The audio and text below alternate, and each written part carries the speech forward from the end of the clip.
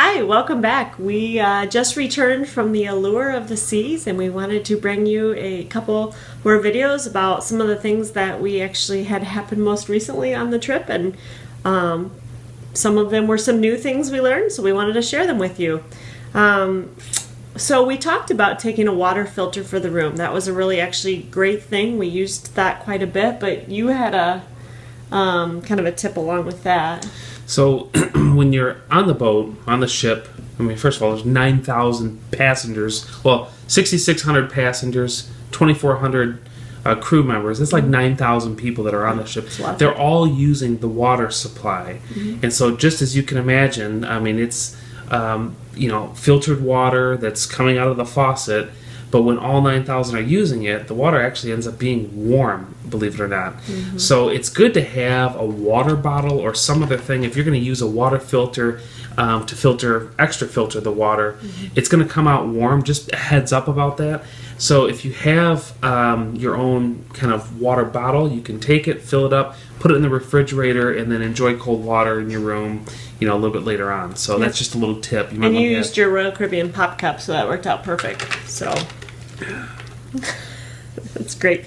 Actually, something we saw when we were walking down the hallway one of the first days was somebody had a case of water. And in that case of water, they had their luggage tag for their room just sitting kind of right on the top and taped, and they brought it to the room. So I thought if we're able to go in the future, we'll definitely stop by a Costco down in Fort Lauderdale, pick up a 36-pack of water bottles and stuff one of these bad boys in it. When you get to the cruise port, it's not a 50-pound limit. It's all things work there as you check luggage in. And we don't know how long that they may or may not allow that, but we're going to at least try that next time, see if we can get away with that. So the other thing I wanted to talk about is we said that, bring a nightlight. That'll be great. Well, I decided we didn't need one last year, so I'm not going to take one this year. Well, our little night light in the bathroom did not actually work very well. And so our room was pitch black, which we chose to do that versus leaving a bathroom light on or something. And in the middle of the night, Rob ran right into the wall. So it was pretty funny. But anyway, so it was really, really, really dark. Black. So if you don't want a pitch black room and you don't want to leave the bathroom light on, you may want to bring a nightlight just in case your bathroom dim light does not work, like ours did not work.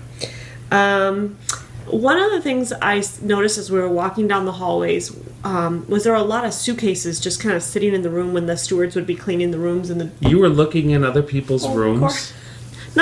I was just glancing as we walked by. Okay, note to self. Just glancing. I wasn't staring. Don't book a room next to her. No. But I noticed there were a lot of suitcases right by the door, or you could just see them right by the vanities. And we stuck our suitcases underneath our bed. If your suitcase actually doesn't fit, you can lift up on the frame. They're just little metal frame frames. of the bed. Yep, and you should be able to fit your suitcase under there with no problem. In most cases, those beds are like two twin beds sitting side by side with a kind of a bridge piece, I guess, between the two twin mattresses to make it into a king-size bed. Mm-hmm. So lifting them up is actually not too difficult. They're not that heavy to be able to put your suitcase in and then close the bed on top. So we had our two carry-on bags, and then we also had our two suitcases underneath the bed, and that worked out great for us. They weren't in the way. We weren't tripping over them, so that was nice. And then Heather let me pack a backpack for my clothing, so those 4 bags were hers, so. Yeah, whatever. So, and then we also were reminded of this, but when the cruise ship is in port, a lot of times someone will be washing your windows, the chairs, because it gets salty and the water, the salt water comes up on your if you have a balcony. So you don't have to, but they recommend that you lock your slider door. There's a little latch you can kind of push right up on that, and that way you don't have to worry about it. If you're not worried about it, you don't have to worry about locking it, but just something that they recommended to us, and you can keep that in mind.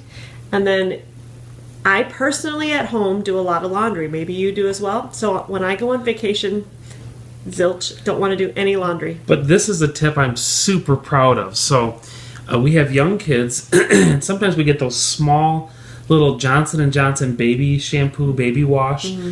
So we had one that was empty. I took a baby children's Tylenol syringe, sucked up some laundry detergent, squirted it into this thing. I'm really proud of this innovation. It actually sounds really difficult. Does that sound difficult? It's not that big of a deal. It really was easy. But anyway, I brought with me just a small little container of Tide. And I used an empty plastic bag as my wash basin. And my workout clothes, which we work out in order to enjoy more, let's just say. We stroll. We stroll toward the end of the ship, on the end of the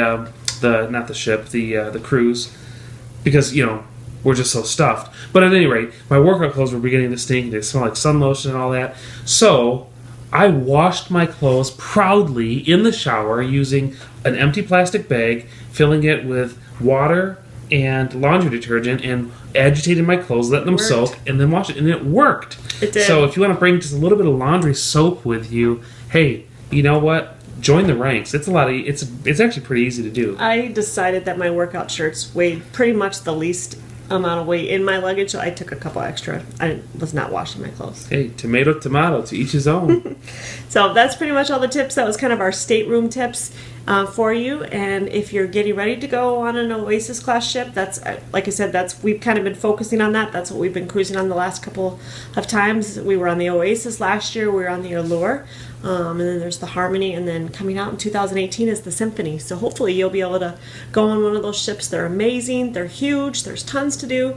And if you have any questions, we'd love to answer anything you might have about it, at least to the best of our ability. Yep, we got several other videos that we're going to be loading up on the backside of our trip. So be sure to like this video if you would, and subscribe so that you can be in the know on the next videos as they come available. Yeah, we hope they're helpful. We'll see you there. Thanks. Bye.